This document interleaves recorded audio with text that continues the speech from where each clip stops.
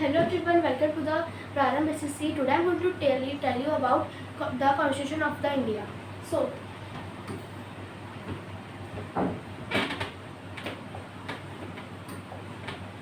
the Constitution of the India. Constitution का meaning होता है संविधान.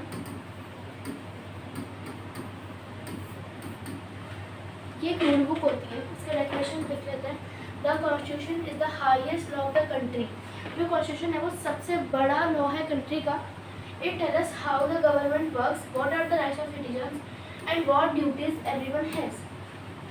यह हमें बताता है कि गवर्नमेंट कैसे काम करेगी और कौन कौन से राइट्स हैं जो सिटीजन्स को फॉलो करने चाहिए और कौन कौन सी ड्यूटीज़ है सब लोगों की जो उनको करनी चाहिए. It is like a rule book of whole country.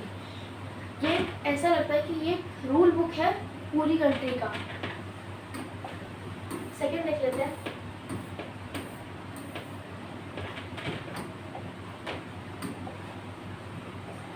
When was the Indian Constitution made? कि जो इंडियन कॉन्स्टिट्यूशन वो कब बना था. So the constitution was adopted on 26 नवंबर 1949. जो इंडियन कॉन्स्टिट्यूशन था वो अडॉप्ट किया गया था 26 नवंबर 1949 को. It came into the force कि वो 26 नवंबर को 1949 को बन तो गया था पर वो मतलब कब लॉन्च हुआ तो वो है 26 जनवरी 1950 को. और इस दिन हम लोग रिपब्लिक डे भी सेलिब्रेट करते हैं.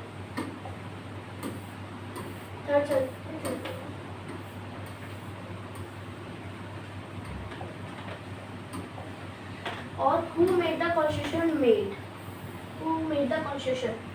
The constitution of India was made by the Constitution Assembly. जो कॉन्स्टिट्यूशन है वो कॉन्स्टिट्यूट असेंबली से बनाया गया था. Doctor Bhimrao Ambedkar is the known as the father of the Indian constitution. जो कॉन्स्टिट्यूशन बनाया था वो डॉक्टर भीमराव अम्बेडकर ने बनाया था इसलिए उनको फादर ऑफ द कॉन्स्टिट्यूशन कहा जाता है. लेकिन the constitution assembly had 299 members and they work for almost 3 years to make the constitution. ये जो कॉन्स्टिट्यूट असेंबली ने जो बनाया था उसके अंदर 299 तो मेंबर्स थे और उन्होंने 3 years ऑलमोस्ट 3 years तक कॉन्स्टिट्यूशन बनाने में लगाए थे.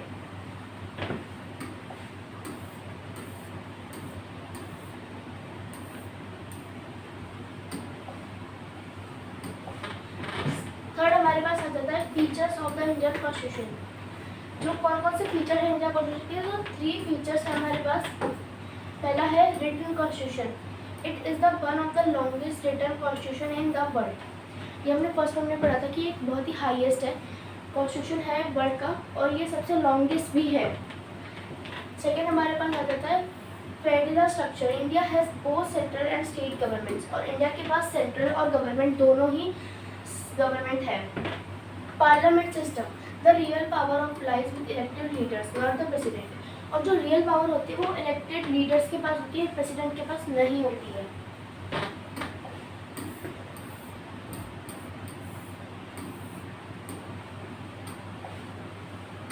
फोर्थ पे चलते हैं the key features of the Indian constitution. तो यहाँ पर 2 की फीचर्स होते हैं. पहला है secular state. India does not have any official religion. कोई इंडिया के पास कोई एक रिलीजन नहीं है. इंडिया के अंदर बहुत सारे रिलीजन रहते हैं. सेकेंड है यूनिवर्सल अडल्ट फ्रेंचाइज यानी कि ऑल अडल्ट जो 18 years अबव है कैन वोट. जितने भी बड़े हैं पर वो 18 years से अबव होना चाहिए तभी वो वोट कर सकते हैं.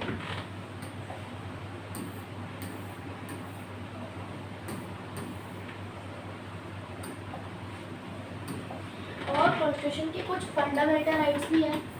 तो पहला है every citizen has important rights like कौन से है राइट टू इक्वलिटी कि सबके बीच में इक्वलिटी होनी चाहिए. कोई किसी से छोटा या बड़ा नहीं होना चाहिए. दूसरा है राइट टू फ्रीडम और वो खुल के रह सकते हैं एकदम कोई बंदिश नहीं. राइट टू एजुकेशन वो पढ़ भी सकते हैं.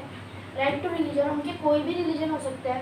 राइट टू कॉन्स्टिट्यूशनल रेमेडीज कि वो कुछ भी मतलब कॉन्स्टिट्यूशन में कुछ भी वो कर सकते हैं मतलब वो सभी रूल को फॉलो करेंगे कॉन्स्टिट्यूशन के. राइट अगेंस्ट एक्सक्लूशन अगर उनको किसी भी के खिलाफ फरियाद लिखवानी है तो वो लिखवा सकते हैं. कोई भी कंप्लेंट करनी है तो.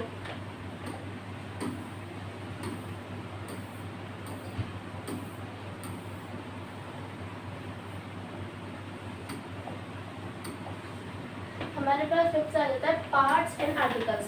अब कॉन्स्टिट्यूशन के अंदर पार्ट्स और आर्टिकल्स भी होते हैं। तो the constitution originally had 22 parts and 395 articles. जो कॉन्स्टिट्यूशन है उसके पास ओरिजिनली तो 22 पार्ट्स है उसके और 395 आर्टिकल्स हैं। Now it has 25 parts and 470 plus articles due to amendments. अब कुछ चेंजेस करने के बाद कॉन्स्टिट्यूशन के अंदर सिर्फ 25 पार्ट्स बचते हैं और 470 से भी ज़्यादा आर्टिकल्स होते हैं। It is also has 12 schedules और उसके पास 12 शेड्यूल्स भी हैं।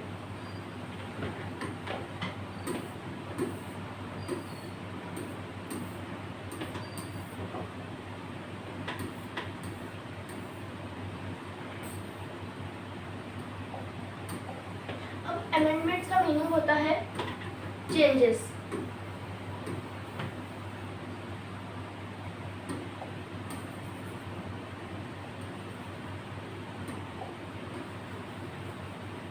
अमेंडमेंट का मीनिंग होता है चेंजेस यानी कि बदलाव। अब the constitution can be changed in using amendments. अब कुछ चेंजेस हुआ जिसके कारण कॉन्स्टिट्यूशन पूरा चेंज हो गया है। जो फर्स्ट चेंजेस है वो बना था 1951 में और जो 42 सेकेंड अमेंडमेंट है यानी कि 42 वाला अमेंडमेंट जो है चेंज है वो 1976 से बना था। उसको कहते हैं मिनी कॉन्स्टिट्यूशन यानी कि नाम कॉन्स्टिट्यूशन का नाम ही चेंज कर दिया, उसको बना दिया mini constitution because it made major changes. और इसके अंदर बहुत सारे चेंजेस करे गए थे, बहुत सारे अमेंडमेंट्स करे गए थे, इसलिए ये थोड़ा सा मिनी और छोटा हो गया।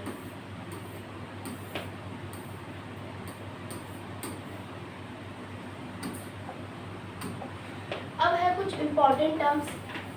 कॉन्स्टिट्यूशन की कुछ इम्पोर्टेंट टर्म्स भी होते हैं जैसे कि फर्स्ट है preamble. The introduction of the constitution it tells goal of our nation.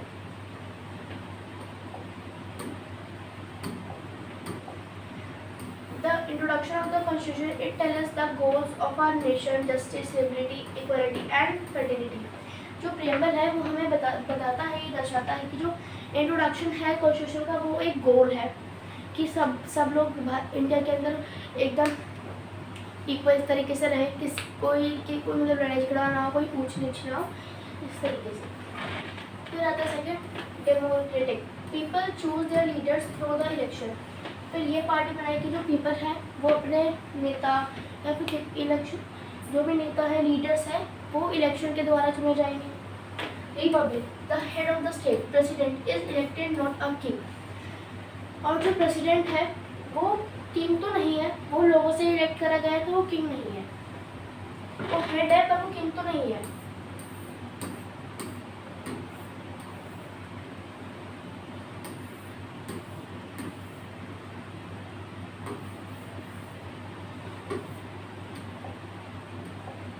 अब है last importance of the constitution protect our rights. आप इसके अंदर बताएं कि कुछ इम्पोर्टेंस कॉन्स्टिट्यूशन के बारे में जो पूरा कॉन्स्टिट्यूशन बता सकता है वह है प्रोटेक्ट्स आवर राइट।